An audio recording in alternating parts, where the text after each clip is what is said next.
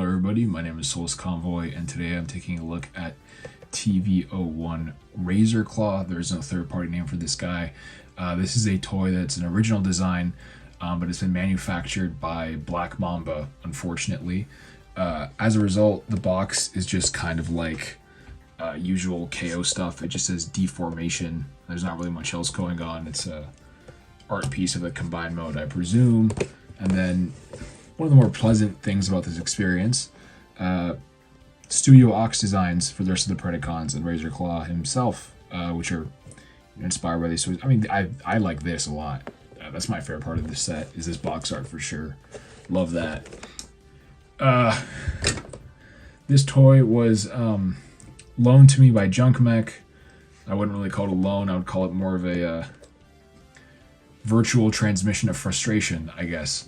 But anyways, let's get into it. I'm a pretty big fan of this design. I like how the sculpt looks. I've been following this project for a while now, ever since it was posted. I never thought I would make it past like the 3D print stage or someone's personal project on Weibo, but basically there's a customizer called A17 who does like custom Iron Factory designs. He does a few original figures, and this is one of his designs. So I've always been interested. I'm interested in a lot of his work, and I do like the sculpt and proportions. It has a real Studio Ox feel to it that I do quite enjoy, and it presents pretty well. I will say though, in hand, it's a very chalky orange, or yellow, sorry. It's like a chalky yellow orange.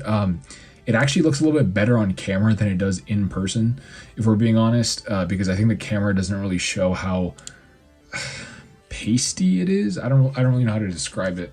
But let's just zoom in on that head, and I do believe it's a pretty good head sculpt. It's not bad. I just think there's some of the paint that kind of washes out the detail. I don't really know what it is, but I do kind of like the head sculpt. I just wish there was more differentiation between the eyes and the faceplate. I just don't really. They kind of lose each other, and I don't think it looks very, very good, unfortunately. But for the most part, aesthetically is where this guy shines. Like I'm a pretty big fan of the design. I do think it's a really neat way to use the rear paws as detail for the thighs. It's a really cool engineering trick to pull that off. The forearms don't really feel that stubby in hand, and you can mess with the design to get it going. Unfortunately, that's kind of where the positives end, really. In terms of articulation, you can look all the way up on a ball joint. It can look side to side. The shoulder design is very strange. The shoulder front and back is located here, which gets you a 360 around. There's a butterfly joint here, which is nice. It goes both ways, not really that far back. And then the outwards shoulder is located here and gets you about that much. I like this. It's like unique and kind of innovative. I've never seen a figure distribute the joints like this before, and it's pretty neat to see somebody do something new. I think this is nice because it does still get you most of the usual ranges you need, and you have some, you know, I guess a lot of play with it. It doesn't look too bad either. I will say though, you know, the conventional setup is maybe a little bit easier to use. The shoulder does feel a bit strange, and these outward shoulder joints are really tight, so sometimes when you go to use them, it moves other things. You have a double jointed elbow, which is supposed to get you some good range. The bottom elbow joint though is incredibly tight and really annoying to use. So it can get you past 90 with a double jointed elbow. There's a bicep swivel. You do also have a wrist swivel. There's like 5 degrees of ab crunch, maybe. Not great. This is where one of the problem points of this figure comes up. You do have a waist swivel, but it does scratch up against the bottom of the dyno main. And then the hips are something else. So if you guys see this wobbling, that is not a joint. There is no joint doing this. That is the hips wobbling. I don't know if this is gonna show up as well as I want it to, but that is basically the hips wobbling on their connection to the pelvis. It's just, that's the connection that's wobbling. It's not the actual like the joints aren't moving on the assemblies. The joint here is not moving. It's the entire assembly that's wobbling back and forth. And this is supposed to be the torso of a combiner. So that means 4 other bots are gonna have their weight on this thing. So I cannot wait to see how that handles, because I won't be seeing it personally. You know what I'm saying? I'm done. But that's gonna be fun. The hips are actually ratcheted forward, and it's not actually a bad ratchet. It has some play, but it's fine. And they can go back that far. This is the combiner crotch plate, and you can just move that up. You can go all the way back. So that's nice. You have 90 degrees both ways. And it kind of does like a modern thing where the hip skirt goes into the top of the crotch plate. You have thigh swivel, full 360. The knees are a bit strange, but that happens a lot. It has a tendency for the bottom knee joint to move before the top knee joint because the top one is way tighter. But no matter what combination you use, I don't really find myself getting a lot more than 90. Even if you like mistransform this plate back here, I guess you can do that.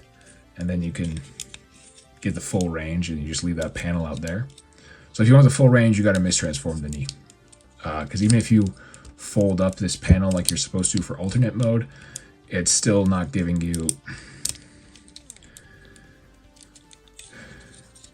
Yeah, that's the most you can get without that panel being like here. I have to fold to the side to get more range.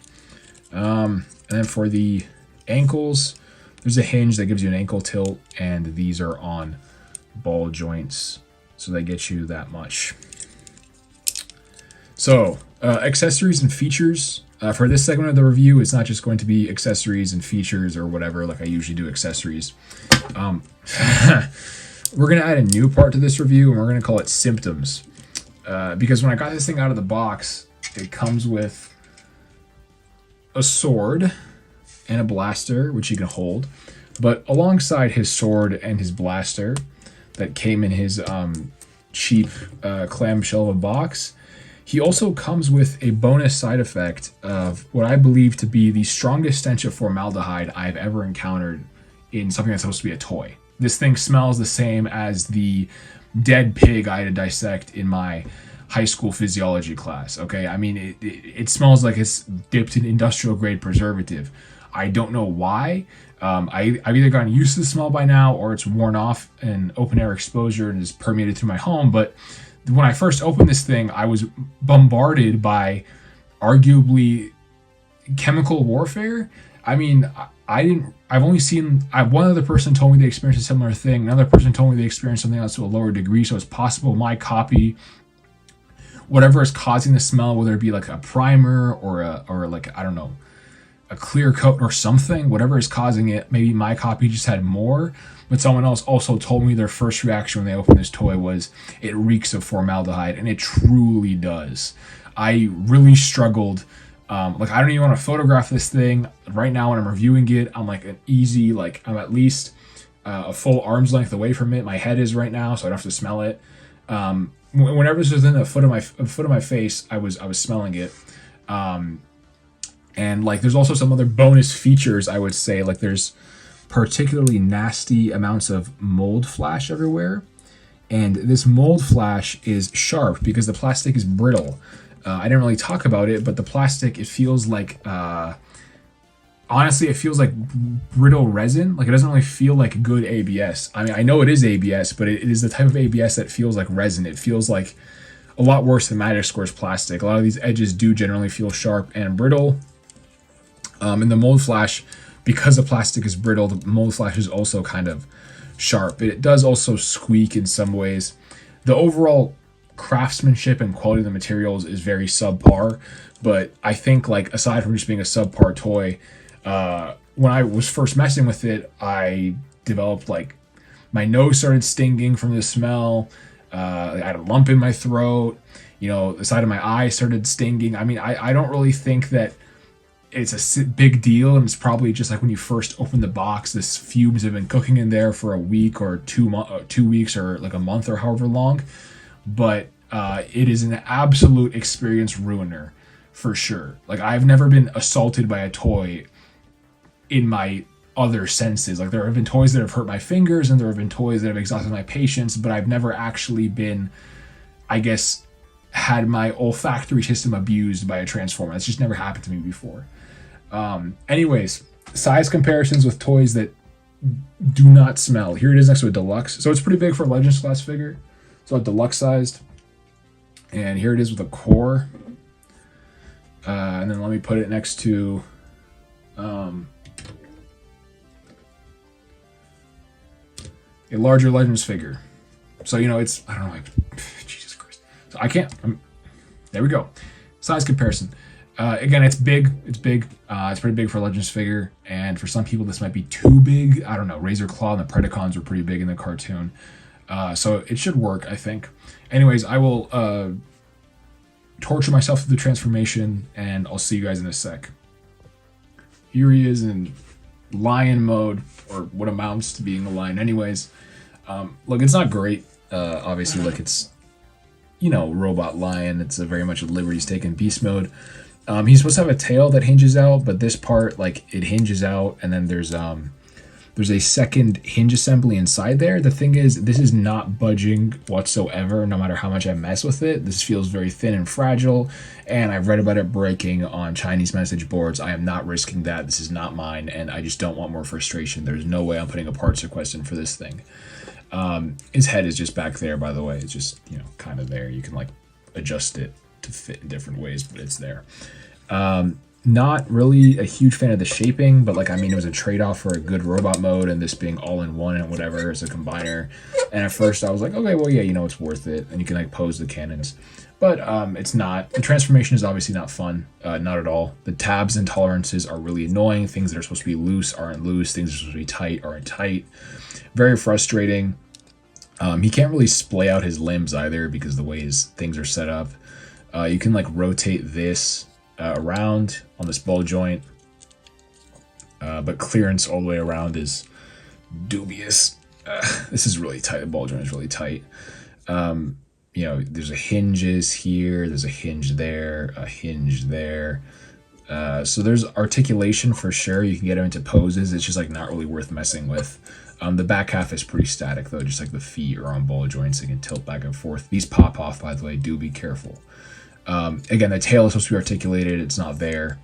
And the back half, the legs are just there. I assume, like, there's, like, some type of tabbing mechanism that I'm missing. There are no instructions, obviously. I don't really care. It's not bad, but the transformation is a lot worse. There's also some other things I wanted to point out, which are just more in general. I'm not sure if my camera will be able to pick them up. I don't know if you can see that right there. That little slot, like, line, splotch. It's like the figure is covered with them in, like, random places. Let me see if I can find some more. There were some on these arms, on the painted surfaces. Yeah, right there. So, like, here, for example, that black splotching, and it doesn't really show up because the metallic fleck. There's a lot of this. Like, in person, it's a lot easier to see. It's a lot more visible, actually, right there. But there's a lot of that all over the figure. He also has it on his shoulders. And the mold flash, I mean, you can look at the eyes on the line, which are pretty egregious, but the paint is just missing. It's just missed completely. It's way too high, and it goes over where the eye should be. And it gives him this, like, really mismatched look at his eyes. There's a lot of paint issues here. This yellow paint is not very strong and is already, you know, fading. The quality and craftsmanship is definitely poor. Like, you have a lot of these dub marks, for example. Like, there's one right here, which is, like, really gnarly, very sharp too. So you can kind of see that right there in the middle, right there. So the quality is definitely not there. Unfortunately, I really wanted to like this guy. You know, I was a big fan of it looking forward.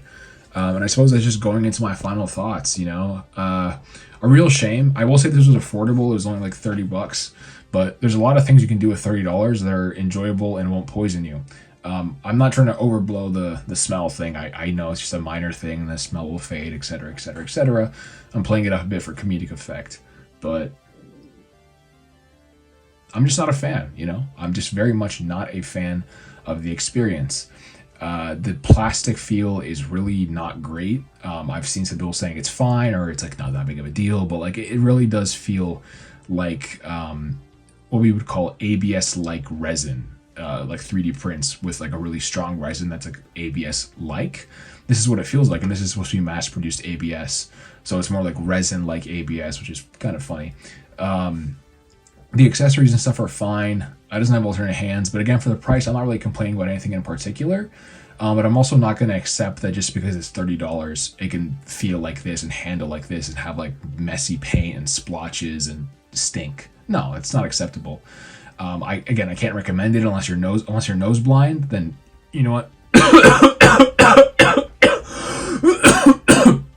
God, I hate this thing. Maybe I just have like a sensitive, airway system. I don't know. I hate this thing. Again, when I said symptoms, I wasn't joking. Within 15 minutes of opening this toy, I Googled formaldehyde poisoning symptoms. So just absolute do not buy for me. That being said, I am going to put the link in the description. It does look really good. So maybe if you're like someone who has your collection in a separate, well-ventilated room and just likes to display things and doesn't care about hand feel, then maybe you'll like it. I mean, the proportions in remote mode are great and the styling is very Studio Ox. So on that aspect, it has some positives. I just... oh, God. I can't recommend this to anybody under any circumstances, man. This thing is like truly... unforgivably a no buy. I'm sure someone will disagree, but that's just my experience. Maybe yours wasn't as stained as mine was with whatever chemical agent they used during the curing process of the mold or the sealing of the paint or whatever part of the step the formaldehyde comes from. But for me, it's a no-go for me, dog. Anyways, sorry, my Legends review of 2026, which is a downer, but that's pretty much it for me, guys. Hopefully the next one is a more enjoyable video. Anyway, Souls Convoy, peace out.